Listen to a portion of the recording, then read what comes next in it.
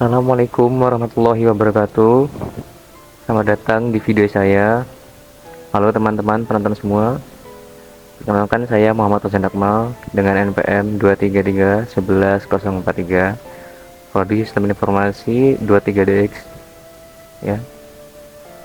Pada kesempatan kali ini saya akan menjelaskan tata cara pelaksanaan sholat gerhana untuk memenuhi tugas kuis mata kuliah Pendidikan Agama Islam.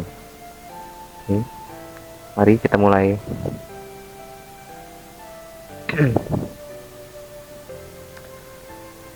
Sebelum kita masuk ke detail dari penjelasan dari infografis yang telah saya berikan, berikut adalah infografis yang telah saya buat, dan demikian saya akan menjelaskan tentang infografis yang telah saya buat ini. Sebelumnya, mari kita kenali dulu apa itu sholat gerhana dan mengapa kita melaksanakannya. Sholat gerhana adalah bentuk ibadah sunnah yang dilakukan ketika terjadi gerhana matahari atau bulan.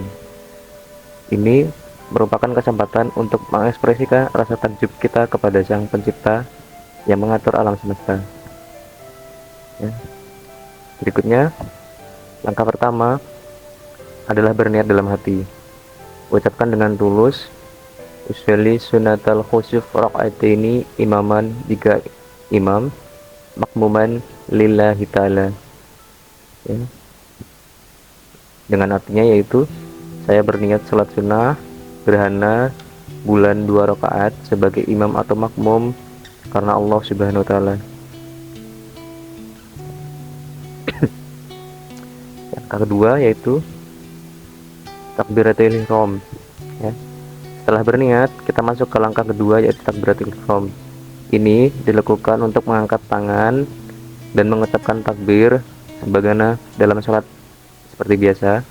Ya. Dengan takbir ini kita memulai sholat gerhana dengan penghormatan kepada Allah Subhanahu wa taala. Yang ketiga yaitu membaca doa iftitah dan berta'awudz. Doa ini membersihkan hati dan membawa kita ke dalam suasana yang penuh penghormatan. Selanjutnya, setelah membaca iftitah, kita membaca surat Al-Fatihah dan dilanjutkan dengan surat yang panjang seperti surat Al-Baqarah dengan menguatkan suara kita jika imam ya, dijarkan bukan lirih, dilantangkan. Oke. Selanjutnya, langkah yang keempat sampai 7 setelah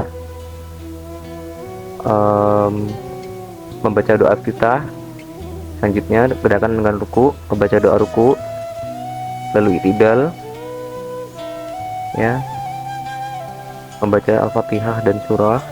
Setelah i'tidal ini, namun tidak langsung sujud, dilanjutkan dengan membaca surat Al-Fatihah dan surat Al-Quran lagi. Berdiri yang kedua ini lebih singkat dari yang pertama. Oke. Lalu langkah yang ketujuh adalah rukuk kembali. Rukuk kembali, rukuk kedua yang panjangnya lebih pendek daripada rukuk yang sebelumnya.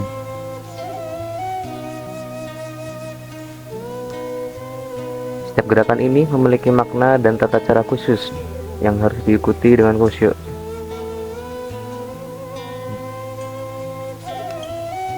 Setelah selesai rakaat pertama,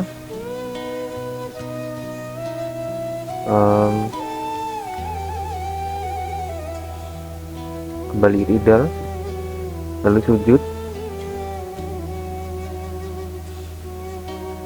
Yang sujudnya panjangnya sebagaimana dengan ruku, lalu duduk di antara bersujud, kemudian sujud kembali. Rakaat kedua, bangkit dari sujud lalu mengerjakan rakaat kedua sebagaimana rakaat pertama, hanya saja bacaan dan gerakan-gerakannya lebih singkat dari yang sebelumnya. Lalu ruku, i'tidal kembali, membaca surat Al-Fatihah kembali, ya, ruku kembali, i'tidal, lalu sujud, duduk di antara dua sujud.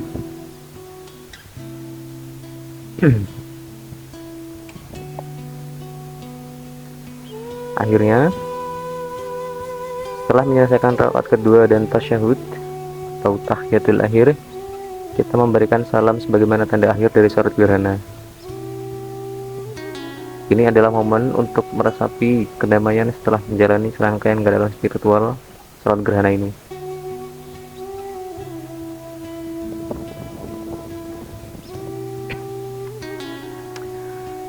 Setelah salam ini juga, mari kita sebaiknya memberikan waktu untuk kita semua ketika selesai, ketika setelah melanjutkan salam, untuk memberikan waktu berdoa untuk memohon ampunan, istighfar kepada Allah Subhanahu wa taala, karena ini adalah kesempatan kita untuk berbicara secara pribadi dengan Allah, menyampaikan harapan, keinginan, permohonan maaf atas dosa-dosa yang telah kita lakukan.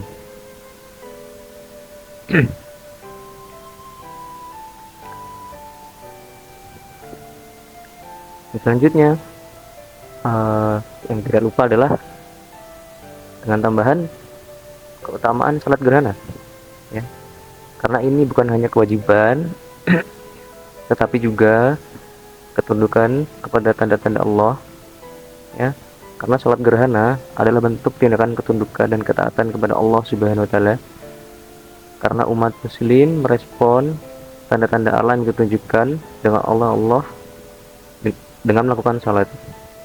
Ini menunjukkan rasa takjub dan penghormatan terhadap kebesaran Allah yang mengatur alam semesta, ya. Yang kedua yaitu kesempatan untuk beribadah. Salat gerhana memberikan kesempatan kepada umat muslim untuk melakukan ibadah tambahan yang tidak diwajibkan. Namun, ini adalah kesempatan untuk mendekatkan diri kepada Allah Subhanahu wa taala dengan melakukan tindakan yang penuh keimanan, ya. Yang ketiga, pengampunan dosa. Pengampunan dosa, dalam beberapa hadis disebutkan bahwa sholat gerhana memiliki potensi untuk menghapuskan dosa-dosa. Ini berarti bahwa dengan melakukan sholat gerhana dengan penuh khusyuk, seseorang bisa mendapatkan pengampunan dari Allah Subhanahu wa taala atas dosa-dosa yang telah dilakukan. Yang keempat, mengingat hari kiamat, ya. Sholat gerhana mengingatkan umat muslim akan akhirat dan hari kiamat. Dalam hadis-hadis yang mengajarkan tentang salat gerhana, Nabi Muhammad menjelaskan bahwa gerhana adalah tanda-tanda besar yang mengingatkan kita akan datangnya hari kiamat, ya.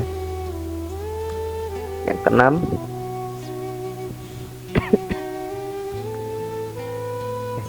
yang kelima, yaitu kesempatan untuk doa dan istighfar. Selama salat gerhana, kita dapat berdoa, memohon ampunan, istighfar, dan berzikir kepada Allah Subhanahu wa taala. Karena ini adalah kesempatan untuk menguatkan hubungan spiritual dengan Allah dan memohon rahmat-Nya, ya. Selanjutnya yang keenam adalah antara dalil Nabi Muhammad SAW.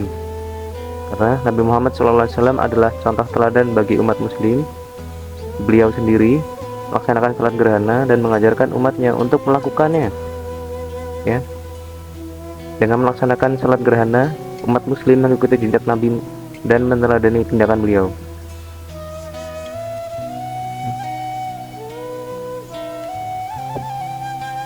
Dengan begitu, cukup sampai di sini penjelasan atas infografis yang telah saya buat. Saya harap informasi ini bermanfaat bagi kita semua untuk meningkatkan pemahaman kita terhadap ibadah ini, ya. Mohon maaf jika ada kurang sempurna dalam penyampaian materi ini. Sekian, terima kasih banyak. Wabillahi taufiq wal hidayah. Assalamualaikum warahmatullahi wabarakatuh.